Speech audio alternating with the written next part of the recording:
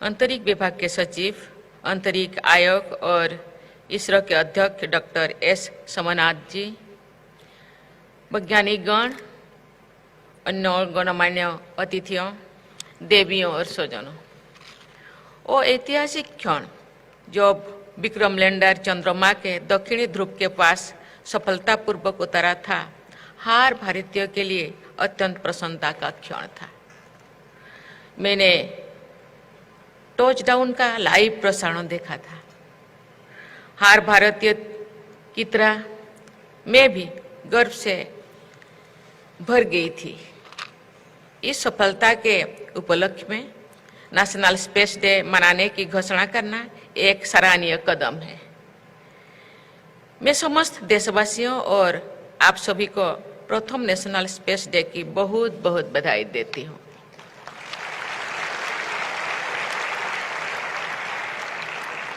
अपने प्रारंभिक दिनों के अब तक इसरो की यात्रा शानदार रही है। इसरो ने स्पेस सेक्टर में उल्लेखनीय उपलब्धियां हासिल की हैं। जैसा कि यहाँ उपस्थित वैज्ञानिक समुदाय के लोग जानते ही हैं कि 1-2 दिन पहले ही चंद्रयान की प्रज्ञान सेवर से प्राप्त जानकारी से ये धारणा मजबूत हुई है कि आरंभ में चंद्रमा पूरी तरह मैग्मा का महासागर था और धीरे धीरे शीतल होते हुए वर्तमान स्वरूप की तरफ बढ़ा। इसे वैज्ञानिक भाषा में लूनार मैग्मा ओशन हाइपोथेसिस कहते हैं। मुझे ये जानकर प्रसन्नता हुई है कि भविष्य में इसरो द्वारा चंद्रमा के अध्ययन के लिए अन्य मिशन की भी योजनाएं है। मैं संपूर्ण इसरो परिवार तथा विशेषकर चंद्रमा मिशन के से जुड़े सभी लोगों को अपनी शुभकामनाएं देती हूँ।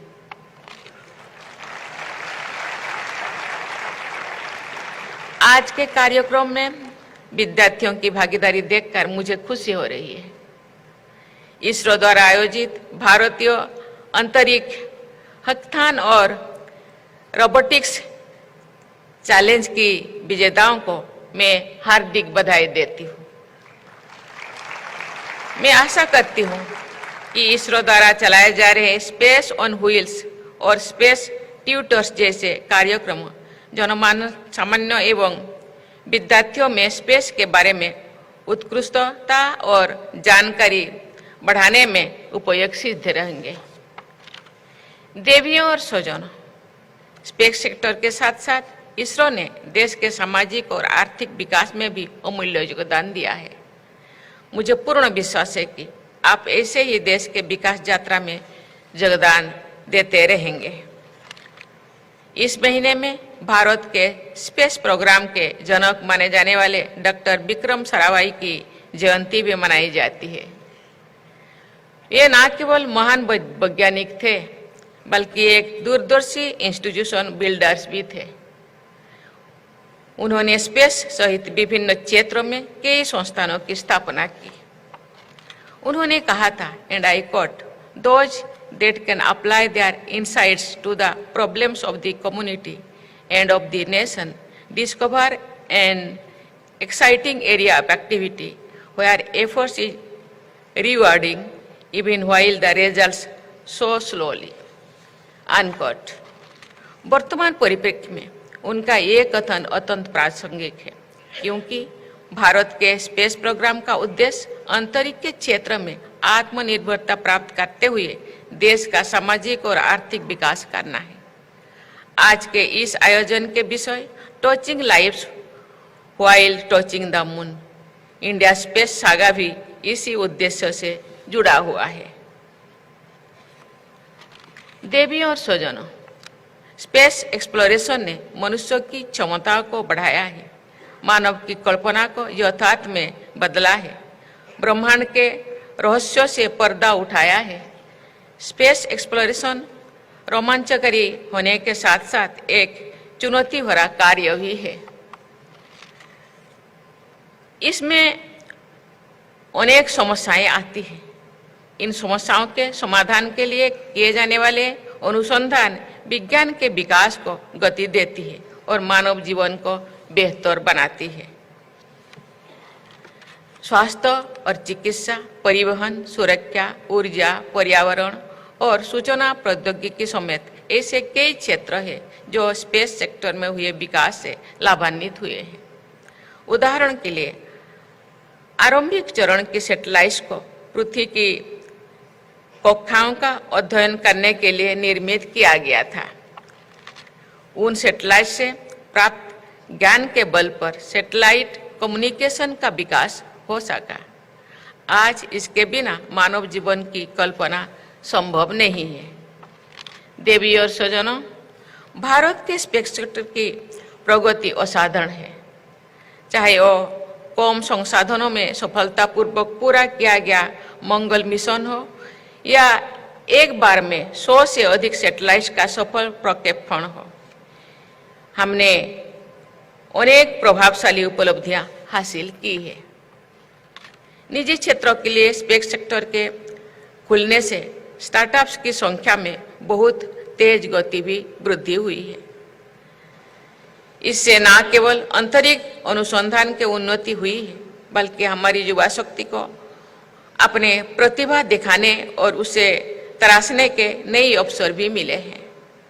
कुछ महीने पहले ही भारत की एक कंपनी ने single piece 3D printed semi cryogenic engine संचालित रॉकेट का सफल प्रक्षेपण किए हैं, जो कि इस तरह की पहली उपलब्धि है। अंतर्राष्ट्रीय संबंधों में विश्वास एवं साझेदारी बढ़ाने के लिए भी स्पेस सेक्टर एक अच्छा माध्यम है। उदाहरण के लिए पड़ोसी राष्ट्र में संचार को बढ़ावा देने के लिए भारत ने वर्ष 2017 में साउथ एशिया सैटेलाइट GS-89 का सफल प्रक्षेपण किया था। अन्य देशों के साथ जुड़ाव के नई क्षितिज खोलने के लिए भारत सरकार द्वारा किए जा रहे प्रयास अत्यंत सराहनीय है। इसरो भारत का अंतरिक्ष स्टेशन स्थापित करने की दिशा में आगे बढ़ रहा है। मैं गगनयान मिशन की भी उत्सुकता से प्रतीक्षा कर रही हूँ, जिसमें भारतीय अंतरिक्ष टीम को अंतरिक्ष में ले जाया जाएगा।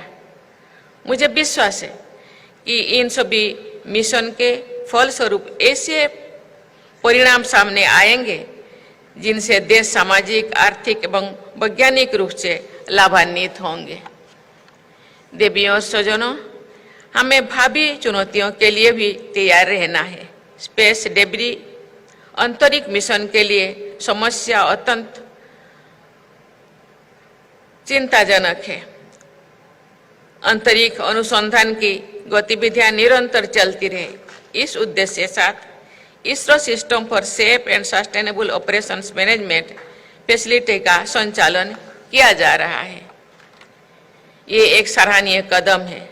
मुझे ये जानकर भी खुशी हो रही है कि भारत वर्ष 2030 तक अपने सभी अंतरिक्ष अभियानों को डेब्री फ्री बनाने के लिए लक्ष्य रखे हैं। हमारे निष्ठावान वैज्ञानिकों ने न्यूनतम संसाधनों का उपयोग करके भारत के स्पेस प्रोग्राम को विश्व के श्रेष्ठतम स्पेस प्रोग्राम में स्थान दिलाया है। इसके लिए वे सराहने के पात्र हैं। मुझे पूर्ण विश्वास है हमारे देश में अंतरिक्ष विज्ञान के क्षेत्र में निरंतर प्रगति होती रहेगी तथा हम उत्कृष्टता के नए मानक स्थापन करते रहेंगे। मैं भविष्य के सभी स्पेस मिशंस के लिए बहुत बहुत शुभकामनाएं देती हूँ। धन्यवाद। जय हिंद, जय भारत।